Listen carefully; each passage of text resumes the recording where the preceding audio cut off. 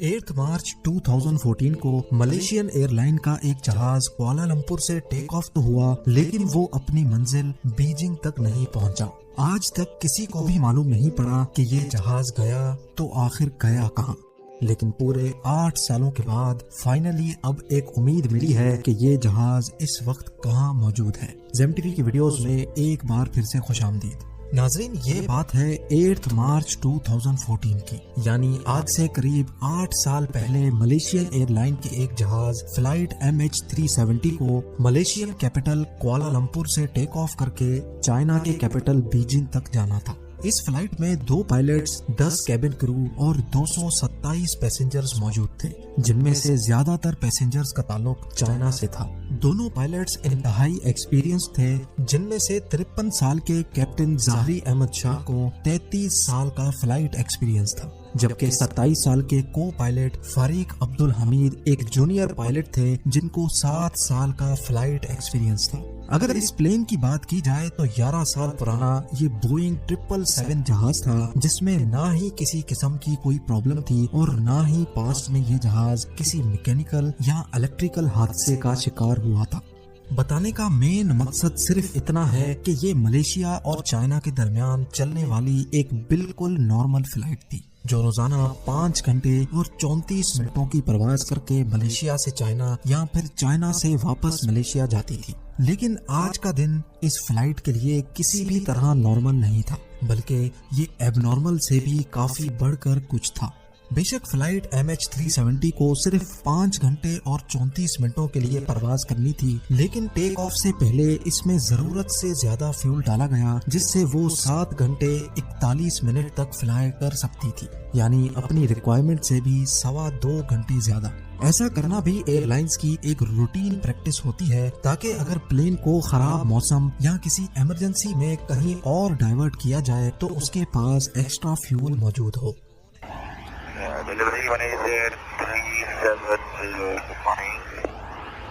Malaysia 370 standby. Malaysia 370 request level. 370 we are ready, requesting level 3 for the B3. ये दिन था 8 मार्च 2014 का और रात के 12:42 पे फ्लाइट MH370 ने रूटीन के मुताबिक कुआलालंपुर से टेक ऑफ किया। First pilot Zaharie Kuala Lumpur air traffic control take off से पहले और उसके बाद भी टावर से डायरेक्ट कांटेक्ट में थे। टेक ऑफ करते ही जहाज ने अपनी डायरेक्शन साउथ चाइना सी की तरफ कर दी और ठीक 20 मिनटों के बाद यानी रात के 1:09 पर जहाज में लगे ट्रांसपोंडर ने अपनी current GPS location Kuala Lumpur air traffic control tower के रडार को भेज दी। ये ट्रांसपोंडर का ऑटोमेटिक फंक्शन होता है, जो हर थोड़े टाइम के बाद अपनी करंट लोकेशन करीबी रडार्स तक पहुंचाता है। अभी तक तो सब कुछ ठीक प्लान के मुताबिक चल रहा था। इसके ठीक 10 मिनटों के बाद यानी रात के 1:19 पर जब flight MH370 Malaysian air jurisdiction से निकलकर वियतनाम की एयर जुरिस्डिक्शन में जाने लगी, तो कुआलालंपुर के कंट्रोल टावर ने आखिरी बार फर्स्ट पायलट ज़ाहरी से कांटेक्ट किया और ये अल्फाज बोले। Malaysian 370. Malaysian 370, contact Ho Chi Minh 120.9. Malaysian 370. इसका मतलब था कि अब फ्लाइट MH370 को वियतनाम की सिटी हो ची मिन्ह के कंट्रोल टावर से कांटेक्ट करना चाहिए। फर्स्ट पायलट कैप्टन ज़ाहरी ने ये मैसेज सुना भी और उसका जवाब भी दिया। Good night MAS 370। ना ही कंट्रोल टावर को पता था और शायद ना ही कैप्टन ज़ाहरी को कि उनका ये गुड नाइट वाला मैसेज MH370 से रिसीव होने वाला आखिरी मैसेज होने वाला है। ये वो वक्त था जब फ्लाइट को टेक ऑफ किए अब पूरे 37 मिनट्स गुजर चुके थे।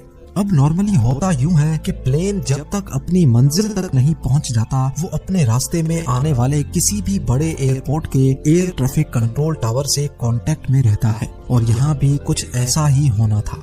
लेकिन सब कुछ जो अभी तक नॉर्मली चल रहा था वो अब एबनॉर्मल होने लगा। जी हाँ, अपने आखिरी मैसेज के ठीक 3 मिनटों के बाद यानी रात के 1:21 पर फ्लाइट MH370 अचानक रडार से गायब हो गई। यानी कुआलालंपुर और हो ची मिन्ह दोनों के रडार से प्लेन पूरी तरह से गायब हो चुका था। अब ये बात कुआलालंपुर टावर के लिए तो बिल्कुल नॉर्मल थी, क्योंकि उन्होंने समझा कि MH370 अब वियतनामीज एयर स्पेस में दाखिल हो गया है, इसी वजह से उनके रडार से गायब हो गया। लेकिन जब हो ची मिन्ह कंट्रोल टावर ने फ्लाइट MH370 को अपने रडार से गायब होते देखा तो उनको कुछ गड़बड़ लगी। उन्होंने फौरन कैप्टन से खैरियत मालूम करने के लिए वायरलेस किया तो आगे से किसी ने भी कोई जवाब नहीं दिया। अगले 18 मिनटों तक हो ची मिन्ह टावर MH370 से कांटेक्ट करने की कोशिश करता रहा, लेकिन कैप्टन की तरफ से फिर भी कोई जवाब नहीं आया। और तभी हो ची मिन्ह टावर ने कुआलालंपुर टावर से कांटेक्ट किया और उनको सिचुएशन से अपडेट किया। अब नॉर्मली इस कंडीशन में 1 घंटे के अंदर अंदर रेस्क्यू सेंटर को इन्फॉर्म करना होता है, लेकिन कुआलालंपुर कंट्रोल टावर ने पूरे 4 घंटों के बाद एरोनॉटिकल रेस्क्यू कोऑर्डिनेशन सेंटर को इन्फॉर्म किया और तब तक बहुत देर हो चुकी थी।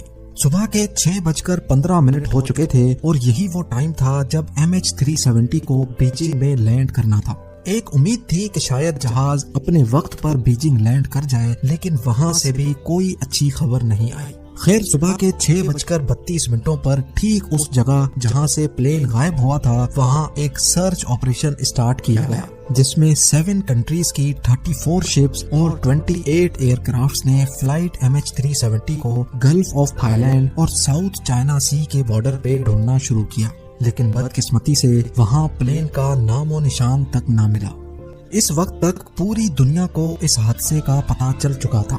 टीवी, न्यूज वेबसाइट्स और सोशल मीडिया सब के सब सिर्फ यही खबर दिखा रहे थे। इस दौरान कई मुल्कों की इन्वेस्टिगेशन टीम्स भी सर्च ऑपरेशन का हिस्सा बन गईं।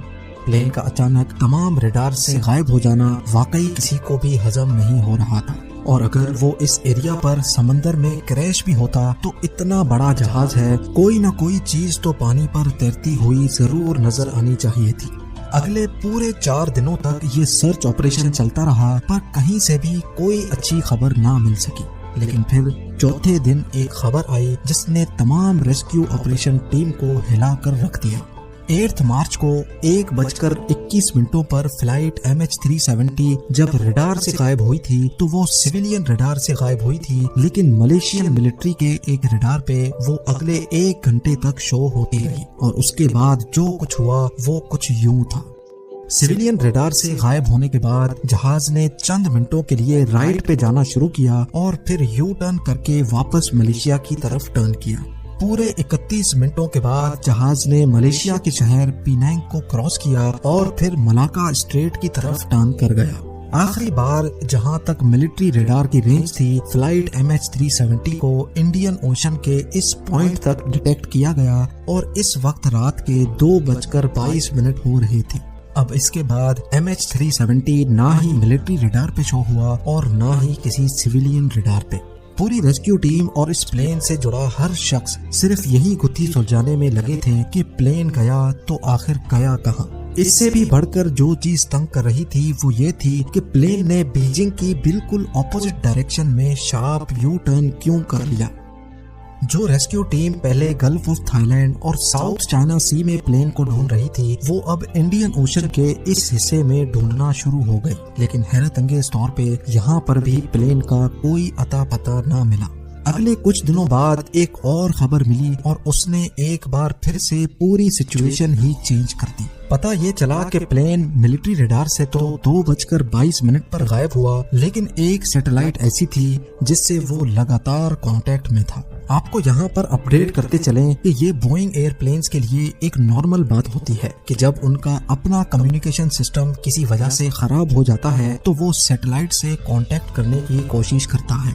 प्लेन ने ऑटोमेटिकली ठीक हर 1 घंटे के बाद 35,000 किलोमीटर दूर इनमारसैट नामी सैटेलाइट से कांटेक्ट करने की कोशिश की। इस सैटेलाइट पर सेव्ड डेटा की मदद से एक्सपर्ट्स ने एक कॉम्प्लेक्स कैलकुलेशन परफॉर्म की तो आखिरकार फ्लाइट MH370 के अगले मूव का भी पता चल गया।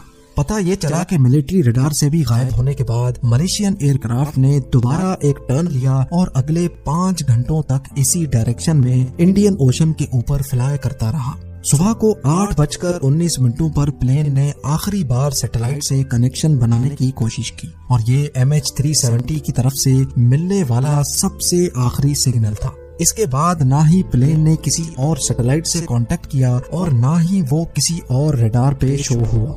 यानी जिस वक्त रेस्क्यू टीम पहली बार जहाज को ढूंढ रही थी, असल में उस वक्त जहाज फ्लाई कर रहा था, लेकिन उसकी लोकेशन वहां से बहुत दूर थी। एक्सपर्ट्स और इन्वेस्टिगेशन टीम का मानना है कि ऑस्ट्रेलिया से 2000 किलोमीटर वेस्ट में इंडियन ओशन के ठीक इस कर्व्ड स्पॉट पे आकर जहाज का सैटेलाइट से कनेक्शन टूटा। यानी कुआलालंपुर से टेक ऑफ करने के बाद इस कर्व्ड स्पॉट तक पहुंचने में जहाज को पूरे 8 घंटे लगे और जहाज में टोटल फ्यूल भी सिर्फ इतना ही था। तो इस बात के काफी ज्यादा चांसेस हैं कि MH370 इसी कर्व स्पॉट में ही कहीं फ्यूल खत्म होने की वजह से क्रैश हो गया। इंडियन ओशन का ये हाईलाइटेड कर्व्ड हिस्सा पूरे इंडिया से भी बहुत बड़ा है और यहाँ पर स्टार्ट किया गया एक deep sea search operation. MH370 को ढूंढना बहुत जरूरी था, क्योंकि जब तक प्लेन और उसका ब्लैक बॉक्स नहीं मिलेगा तब तक ये पता नहीं चलेगा कि क्रैश से पहले प्लेन के अंदर क्या कुछ हो रहा था। कई महीनों नहीं बल्कि कई सालों तक यहाँ प्लेन को तलाश करने का अमल चलता रहा, लेकिन यहाँ पर भी प्लेन का कोई सुराग नहीं मिला। 3 सालों के बाद डीप सी ऑपरेशन को आखिरकार खत्म कर दिया गया, जिसमें $160 मिलियन से भी ज्यादा खर्चा हो चुका था। सर्च ऑपरेशन के दौरान प्लेन का तो कोई अता पता नहीं मिला, लेकिन 2015 में यानी प्लेन के गायब होने के 1 साल बाद प्लेन का राइट फ्लैपरॉन तैरता हुआ आइलैंड ऑफ रीयूनियन के साहिल पे जा पहुंचा। ये प्लेन का वो हिस्सा होता है जो लैंडिंग के वक्त काम आता है। मिलने वाले इस फ्लैपरॉन पर जब तहकीक हुई तो एक और खौफनाक हकीकत से पर्दा उठा। एक्सपर्ट्स का मानना है कि जिस वक्त MH370 पानी में क्रैश हुआ उस वक्त ये फ्लैपरॉन एक्सटेंडेड नहीं था, और अफसोसनाक तौर पे इसका मतलब ये है कि पानी पे क्रैश होते वक्त जहाज अपनी नोज के बल समंदर में जा गिरा। अगले कई सालों के दौरान प्लेन के कई और हिस्से भी अफ्रीका के साहिल से मिले, लेकिन आज तक प्लेन या उसमें बैठे पैसेंजर्स का कोई सुराग ना मिल सका। मलेशियन फ्लाइट MH370 के अंदर गायब होने से पहले क्या कुछ हुआ ये आज तक किसी को भी मालूम नहीं है। कुछ इन्वेस्टिगेटर्स का शक है कि प्लेन हाईजैक हुआ था, तो कुछ इस बात पर यकीन रखते हैं कि किसी इलेक्ट्रिकल फेलियर की वजह से प्लेन का बाहर की दुनिया से कांटेक्ट टूट गया और ऑक्सीजन की कमी की वजह से प्लेन के अंदर तमाम लोग बेहोश हो गए थे। खैर असल रीजन क्या है ये तो प्लेन के ब्लैक बॉक्स में महफूज रिकॉर्डिंग से ही पता चल सकता है, जो प्लेन के साथ ही इंडियन ओशन में कहीं गायब है। MH370 के गायब होने के पूरे 8 सालों के बाद फरवरी 2022 में एक बार फिर से प्लेन के मिलने की उम्मीद दिलाई गई। एक British retired aerospace engineer Richard Godfrey ने दावा किया है कि वीक सिग्नल प्रोपगेशन एनालिसिस के जरिए उसने प्लेन की असल लोकेशन का अंदाजा लगा लिया है। और हैरत अंगेज तौर पे रिचर्ड ने जो पिन पॉइंट लोकेशन बताई है वो भी इंडियन ओशन के इसी कर्व्ड एरिया में मौजूद है। रिचर्ड का मानना है कि उसकी बताई गई ठीक इस जगह पर ओशन के 4000 मीटर नीचे मलेशियन एयरलाइन का गुमशुदा जहाज अभी भी मौजूद है। ये उतनी ही गहराई है जितना नीचे टाइटैनिक शिप पूरे 74 इयर्स की कोशिशों के बाद 1985 में मिली थी। अब Malaysian authorities retired aerospace engineer के इस क्लेम को कितना सीरियस लेती है और इस जगह पर एक नया सर्च ऑपरेशन लॉन्च किया जाता है कि नहीं, ये तो वक्त ही बताएगा।